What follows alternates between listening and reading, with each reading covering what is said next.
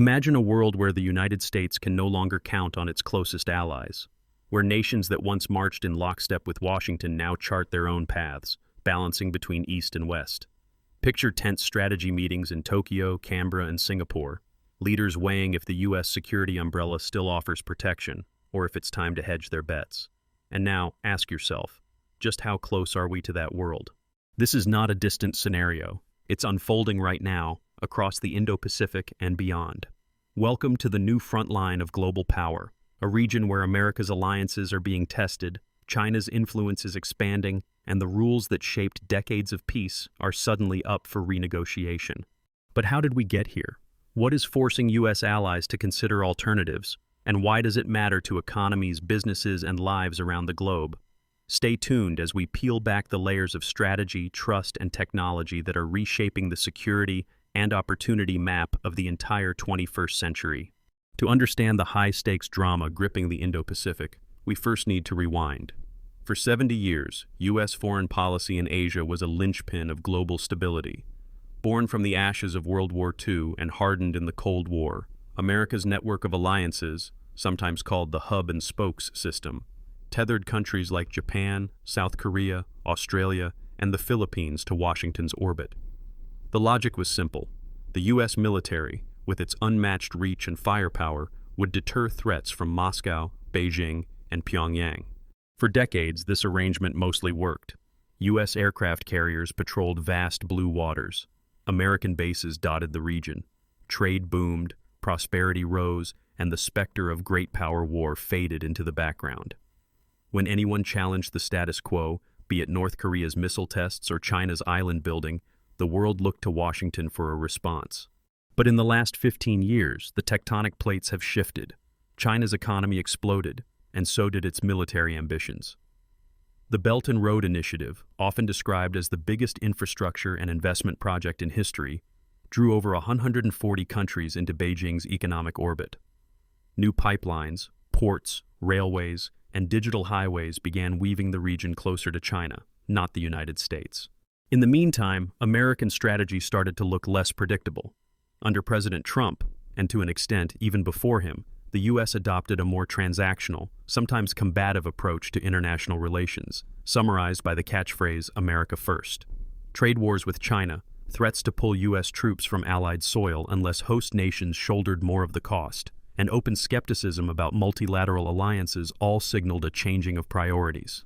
As Professor David Shambaugh from George Washington University put it, China's economic influence is reshaping the geopolitical landscape, forcing countries to recalibrate their relationships with the U.S.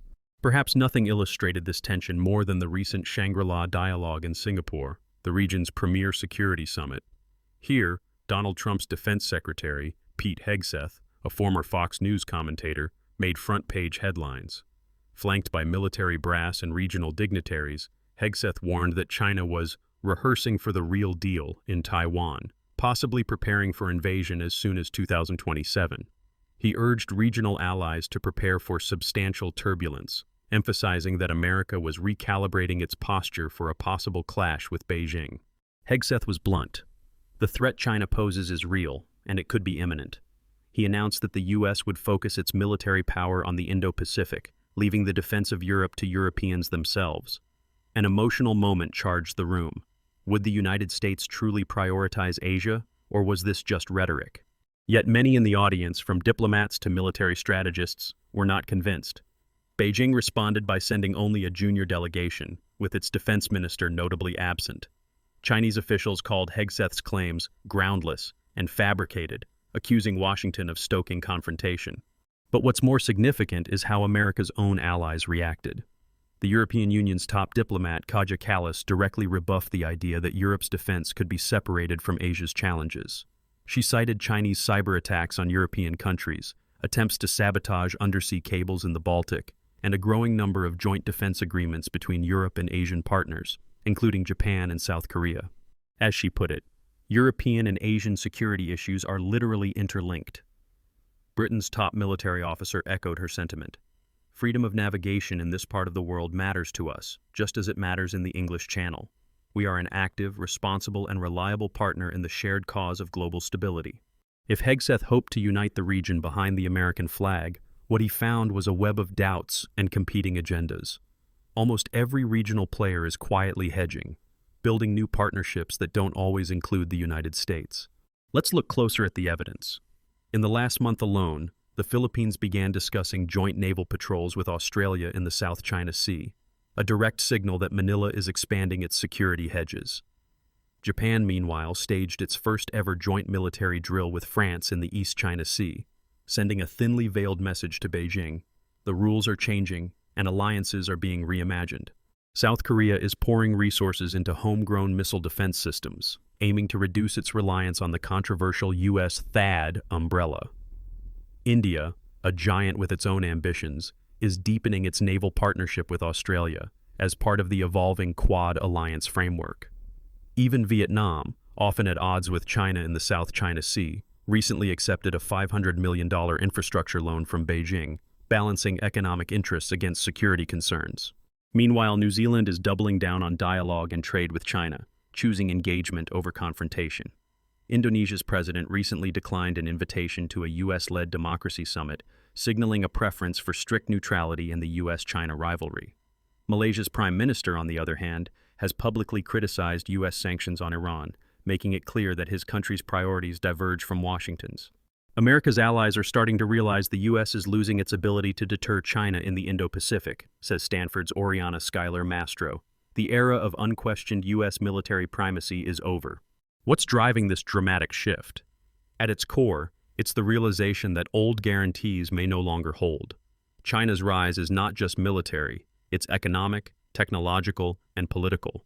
The region's leaders are painfully aware that a miscalculation by either the U.S. or China could ignite a conflict no one truly wants. And as the stakes climb, so does the risk, over Taiwan, over disputed islands, or even over cyber attacks on critical infrastructure that could cripple entire economies. There's also the problem of trust. For many years, Washington's commitments felt ironclad, but the America First era, with its threats of troop withdrawals, tariff wars, and unpredictable messaging, left many allies wondering, what happens if the U.S. changes its mind? If Washington pivots away from Europe to focus on Asia, can it really protect partners on both fronts, or will someone be left out in the cold? No wonder the trend now is toward minilateralism, smaller, flexible groups like the Quad and AUKUS that can coordinate quickly, without the heavy baggage of larger alliances. Yet these new alliances have their own problems. Not everyone is invited to the table. National interests clash with group objectives. Old historical wounds, from colonialism to border disputes, complicate unity.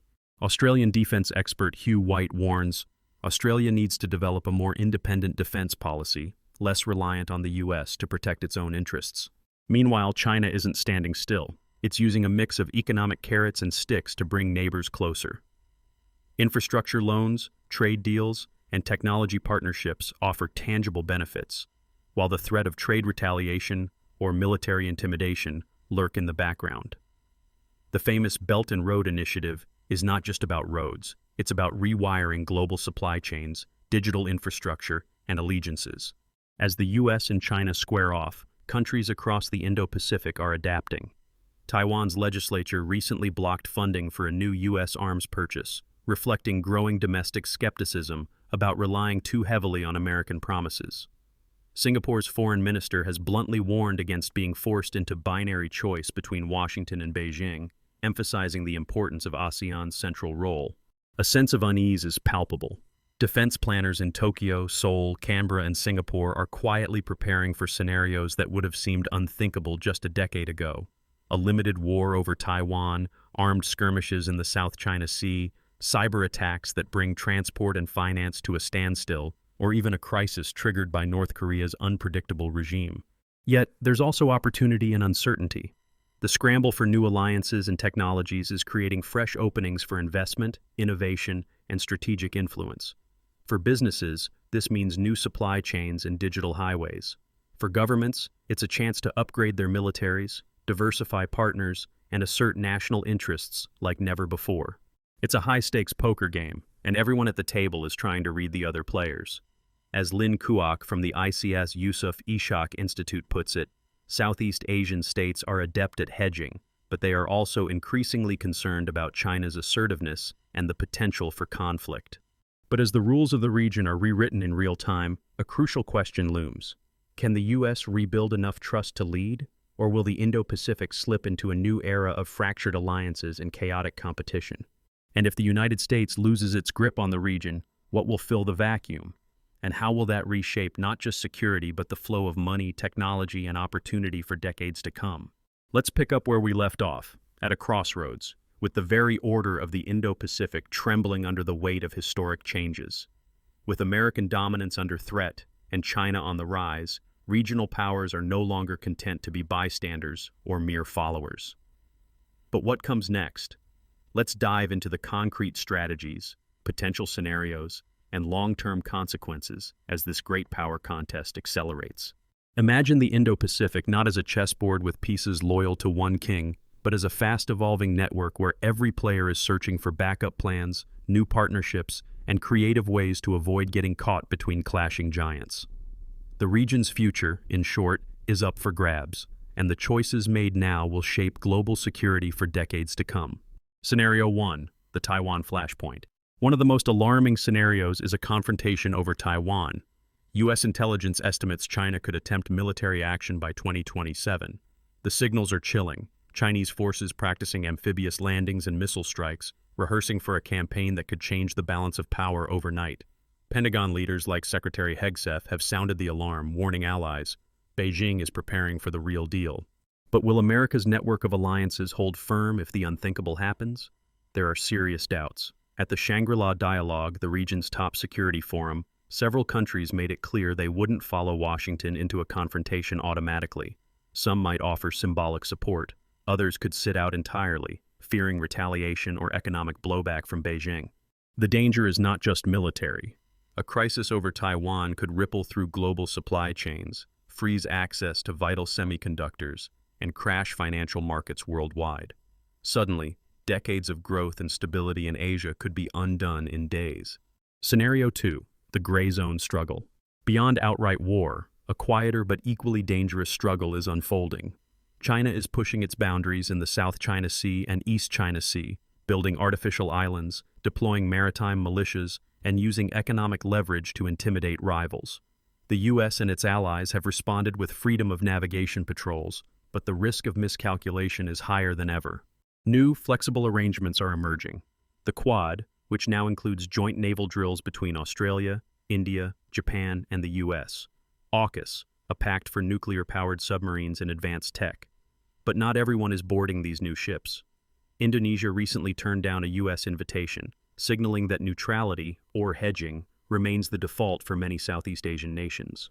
Meanwhile, countries like the Philippines are inviting Australia for joint patrols, and Japan is training with the French military, direct responses to the new reality that no single alliance can offer full protection. As Professor Hugh White notes, Australia needs to develop a more independent defense policy, less reliant on the U.S. to protect its own interests.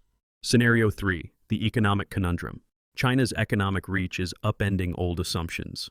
Through its Belt and Road Initiative, Beijing has tied countries into a vast web of infrastructure loans and trade deals. Even rivals like Vietnam accept Chinese money for development, while simultaneously preparing for possible conflict. Regional leaders are openly defying Washington's approach. Malaysia's Prime Minister criticized U.S. sanctions on Iran, while New Zealand's Trade Minister insists on staying close to China despite security worries. In Singapore, Foreign Minister Vivian Balakrishnan cautioned, "The choice can't be binary. ASEAN must stay central, not pick sides." What does this mean for U.S. strategy? The risk is fragmentation, each country forging its own path, deals, and security guarantees. As David Shambaugh puts it, China's economic influence is reshaping the geopolitical landscape, forcing countries to recalibrate their relationships with the U.S. Scenario 4, the technological arms race. A less visible but equally consequential front is technology.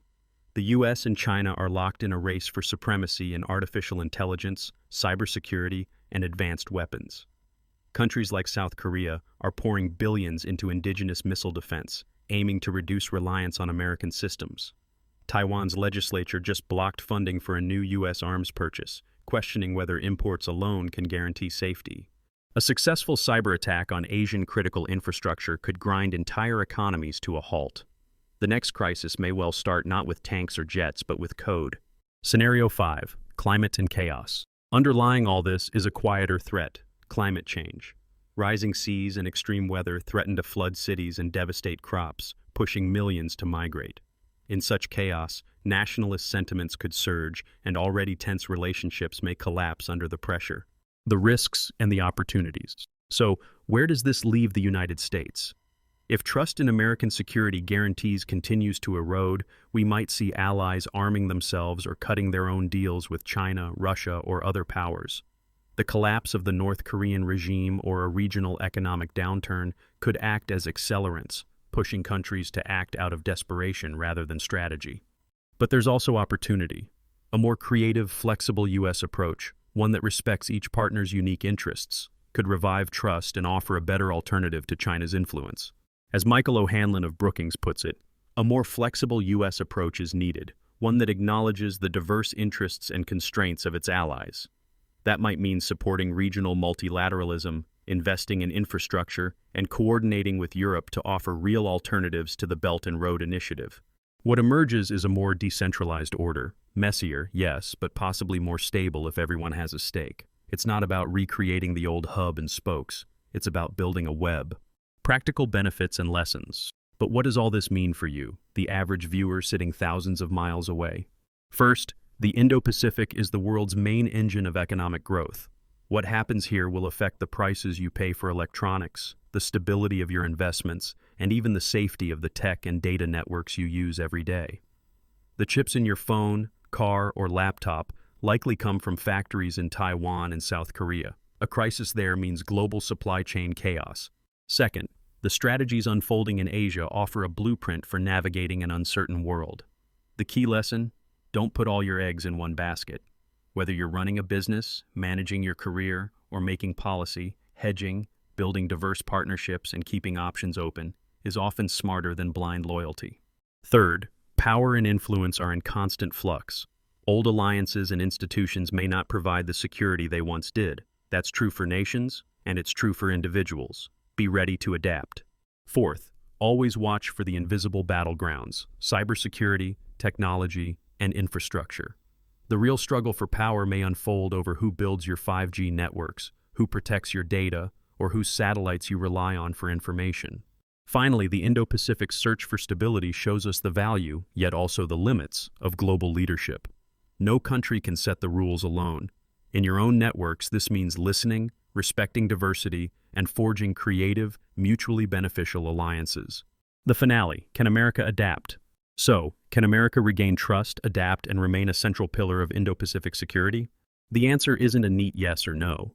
The U.S. still boasts unmatched military and diplomatic resources, and many partners remain wary of China's ambitions. But the era of unchallenged dominance is over. If Washington continues to demand loyalty while acting unilaterally, it will find itself increasingly sidelined, not just by rivals, but by old friends. As one Asian diplomat at the Shangri-La Dialogue put it, "We respect the U.S., but we have to prepare for all scenarios. Trust is earned, not owed." Yet, if America pivots to a posture of creative partnership, supporting, not dictating, investing, not just demanding, there is room for a resilient, flexible order.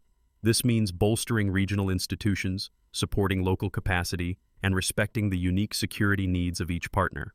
Crucially, it means preparing for scenarios where the region's future is not a simple U.S. versus China binary, but a crowded, competitive arena where everyone has agency.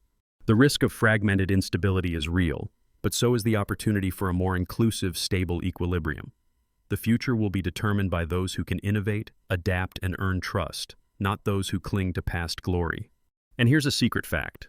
While the spotlight often falls on military power, behind the scenes, it's connectivity, the flow of ideas, people, technology, and capital that's quietly redrawing the Indo-Pacific map. The real influence may belong not to the country with the biggest navy, but to the one that builds the best networks. So what can you do? Stay informed. Watch how new alliances form and old ones evolve. Understand that in a world of shifting power, flexibility and adaptation are your best tools, whether you're leading a country or just leading your own life. If you found this deep dive useful, don't forget to like, subscribe, and share your thoughts in the comments. What scenario worries you most, or gives you hope. And for more on how the world's power dynamics will shape